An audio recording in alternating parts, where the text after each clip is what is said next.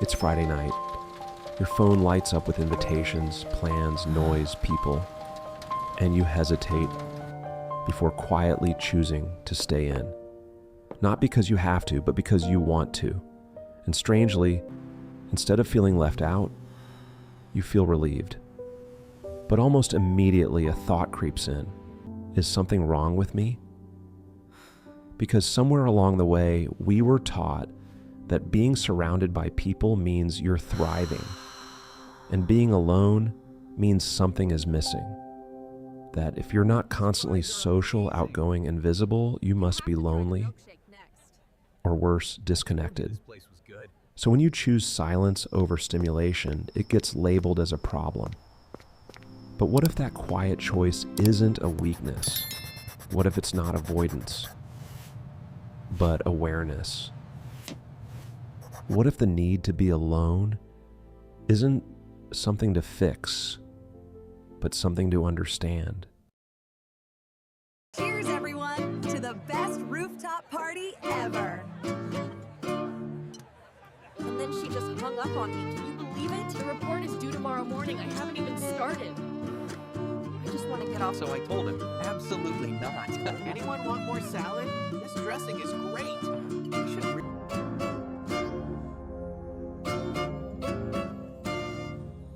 Most people use being alone and being lonely as if they mean the same thing, but psychologically they couldn't be more different. Loneliness is painful. It's the feeling of being disconnected, like no one truly sees you. Even if you're surrounded by people, it's passive, it happens to you. Solitude, on the other hand, is a choice. It's the intentional act of stepping away to reconnect with yourself. And instead of draining you, it restores you. You can feel lonely in a crowded room and completely at peace sitting alone in silence. That's the difference most people miss. Solitude isn't the absence of connection. It's a different kind of connection.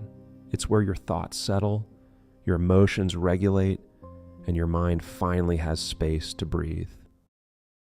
If you've ever felt drained after too much social interaction, but completely recharged after time alone, it's not in your head, it's in your brain. Psychologists and neuroscientists have found that people don't all respond to stimulation the same way. Some brains are wired to seek constant input, noise, conversation, novelty, because it boosts a reward chemical called dopamine. But if you prefer solitude, your brain tends to be more sensitive to that stimulation. Too much noise, too many interactions, and you don't feel energized. You feel overwhelmed. Instead, your brain leans more on a different system, one that rewards focus, reflection, and depth. And that's why quiet environments don't feel empty to you. They feel right. There's also something called the default mode network, active when you're alone and not focused on the outside world.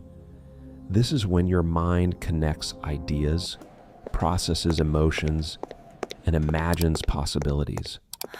So when you step away from the noise, you're not disconnecting. You're giving your brain the exact conditions it needs to function at its best. Not everyone who prefers solitude was simply born that way. For many people, this pattern has a history. Part of it may come from temperament. You might have always been more sensitive, more observant, more inward. But for others, the shift happened over time. Maybe you grew up feeling misunderstood. Maybe your thoughts were too deep, your emotions too complex, or your voice wasn't really heard. Or maybe at some point, opening up led to disappointment, rejection, or quiet disconnection. So you adapted. You learned that being alone felt safer than being unseen. That silence was more reliable than shallow conversations. And slowly, solitude stopped being a place you ended up in and became a place you chose. For some, solitude is peace. For others, it began as protection. And sometimes it's both. There's a reason solitude feels so natural to you. It gives you strengths that not everyone has. When you spend time alone, You start to understand yourself on a deeper level. You're less dependent on external validation, less influenced by social pressure, and more grounded in who you are. You don't chase connection, you choose it. And when you do let people in, it's intentional, meaningful, and real. You also have the rare ability to focus. In a world full of distractions, you can sit with a thought, a goal, or a problem, and go deep. That's where creativity, clarity, and real progress happen. But here's the part no one talks about. The same solitude that strengthens you can also trap you. When your inner world becomes too comfortable, it's easy to stay there. Overthinking can replace reflection. Silence can slowly turn into disconnection.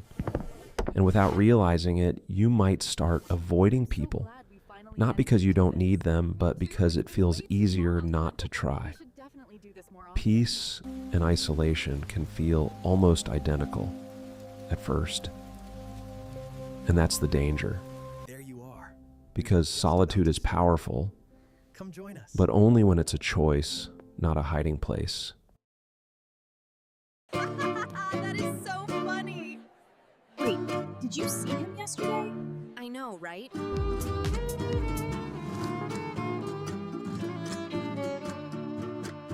These fries are amazing. You have to try the milkshake next.